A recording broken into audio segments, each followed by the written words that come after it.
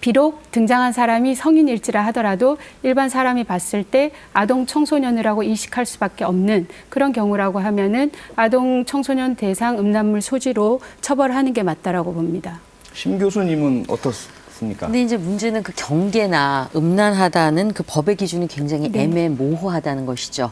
예를 들면 뭐 영화 은교라든가 아니면 춘향전을 뭐 실제 나이로 내가 정말 미성년자를 대상으로 해서 정말 그 판소리 그대로 재현하고 싶다던가 하는 경우도 있을 수 있고요.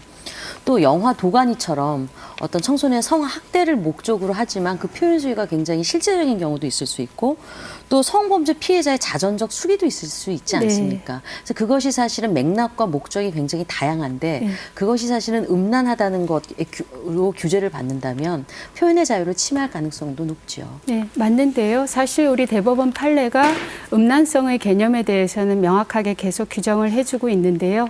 음란물이라고 하는 것은 어떤 방식, 형태로 표현이 됐는지를 중요하게 보는 것이 아니라 어떤 내용을 담고 있는지를 보는 건데요.